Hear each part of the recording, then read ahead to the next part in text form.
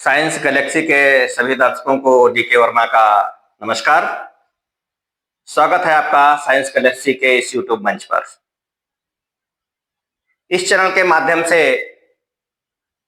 हम कक्षा 9, कक्षा 10, कक्षा 11, कक्षा 12 के यूपी बोर्ड के छात्रों, एनसीईआरटी, नीट, जेई, टीजीटी आदि विभिन्न प्रतियोगी परीक्षाओं के लिए भी कंटेंट उपलब्ध कराएंगे।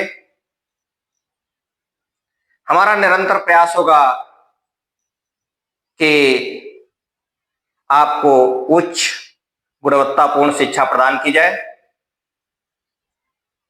साइंस में होने वाले नए अपडेट्स को आप तक पहुंचाया जाए और खासकर फिजिक्स, केमिस्ट्री, बायोलॉजी से संबंधित कठिन से कठिन प्रश्नों को बहुत ही सिंपल वे में आप तक पहुंचाने का प्रयास किया जाएगा।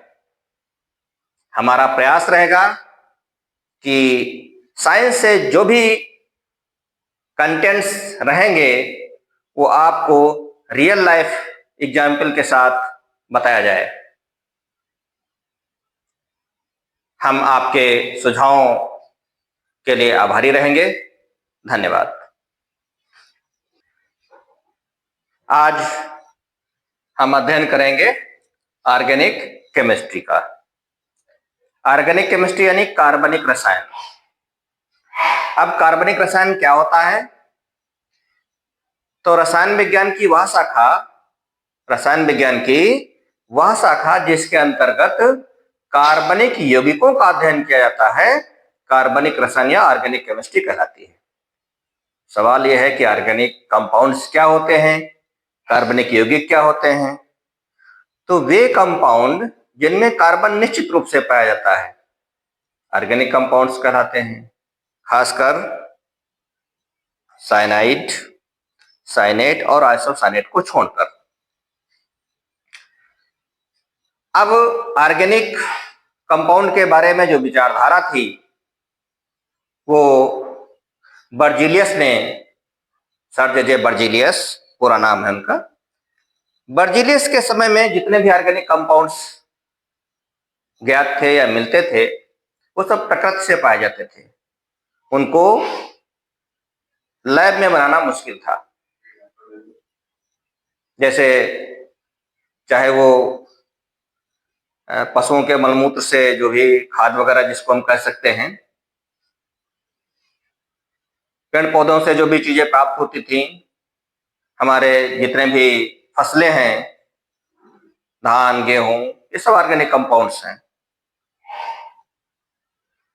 तो बर्जीलियस के समय प्रयोगशाला में बनाना काफी मुश्किल था, लेकिन उसके बाद में एक वैज्ञानिक आए जिनका नाम था फ्रेडरिक वोलर। फ्रेडरिक वोलर ने एक बार एक अकार्बनिक यौगिक अमोनियम साइनेट NH4CNO यानी अमोनियम साइनेट। हम पहले ही आपको बता चुके हैं जितने भी साइनेट होते हैं वो इनऑर्गेनिक कंपाउंड्स होते हैं। तो इस अमोनियम साइनेट को हीट किया और हीट करने पर पाया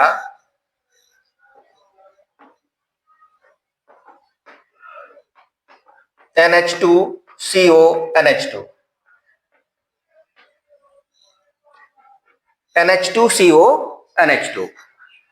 ये NH2CONH2 एक ऑर्गेनिक कंपाउंड है जिसका नाम है यूरिया।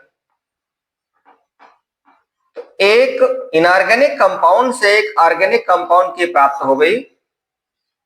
इस प्रकार से जैव शक्ति सिद्धांत का अंत हो गया। तो यहां से एक प्रश्न पूछा जाता है कि जैव शक्ति का प्रतिपादन करने वाले वैज्ञानिक का नाम बताओ।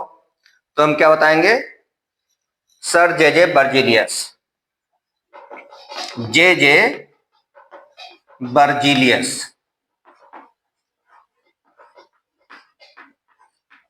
और जैव शक्ति सिद्धांत का अंत करने वाले वैज्ञानिक का नाम बताओ। तो हो जाएगा फ्रेडरिक वोलर।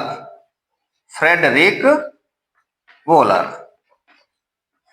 यहां पर एक प्रश्न और पूछाता है 1 नंबर का कि सर्वप्रथम बनने वाले ऑर्गेनिक कंपाउंड का नाम बताओ।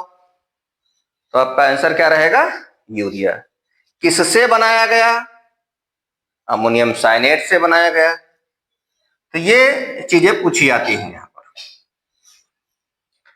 अब बात आती है जब ऑर्गेनिक कंपाउंड बन गया तो अन्य वैज्ञानिकों का ध्यान भी ऑर्गेनिक कंपाउंड बनाने की ओर गया और ढेर सारे ऑर्गेनिक कंपाउंड बनने लगे। उसके पीछे कारण ये था कि कार्बन परमाणु हमेशा, जिसकी बाहरी कक्षा में 4 इलेक्ट्रॉन होते हैं, हमेशा सहसंयोजक बंध बनाता है और सहसंयोजक बंध बनाने के कारण ये तमाम से तत्वों से जुड़ता रहा, टूटता रहा।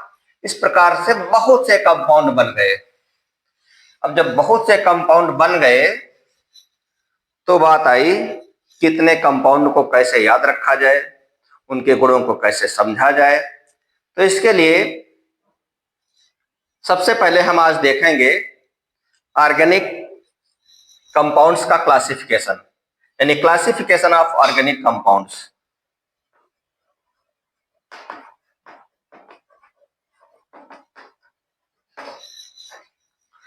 Classification of organic compounds.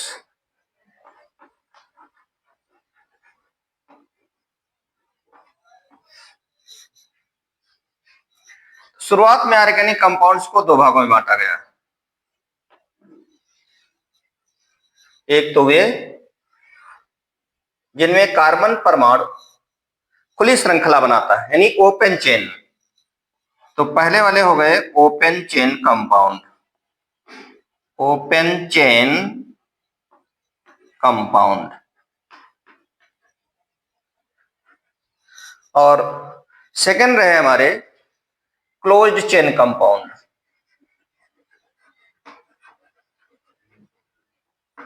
Closed chain compound.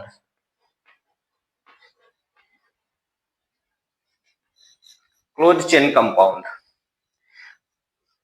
Open chain compound को हम हिंदी में कहते हैं विव्रत श्रृंखला वाले, विव्रत। और क्लोज्ड को कहते हैं समव्रत, समव्रत।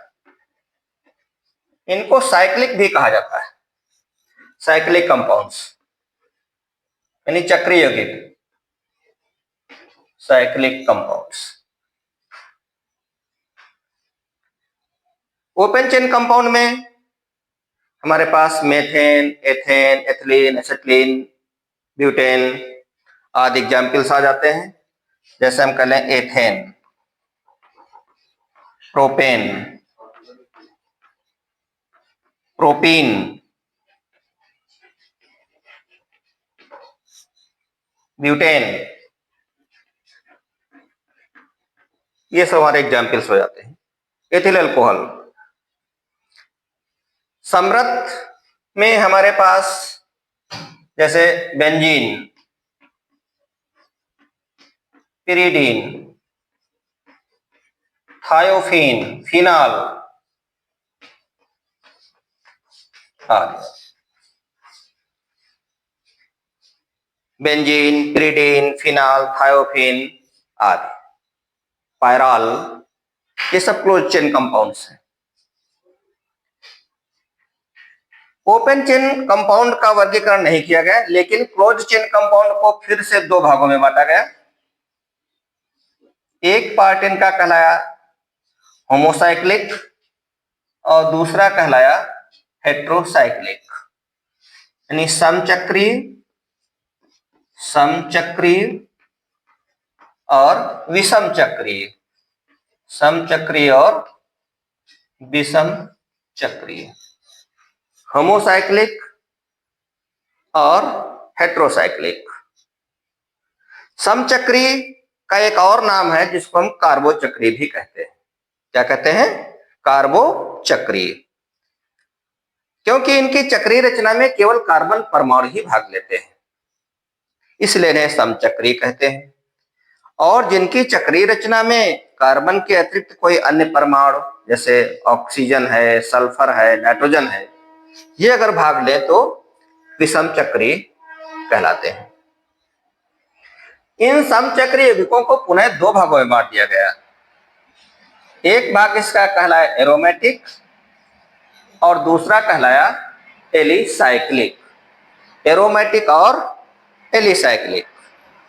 एरोमेटिक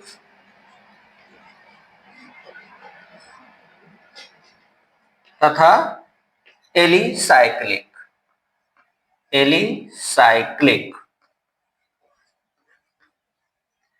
एरोमा शब्द जो है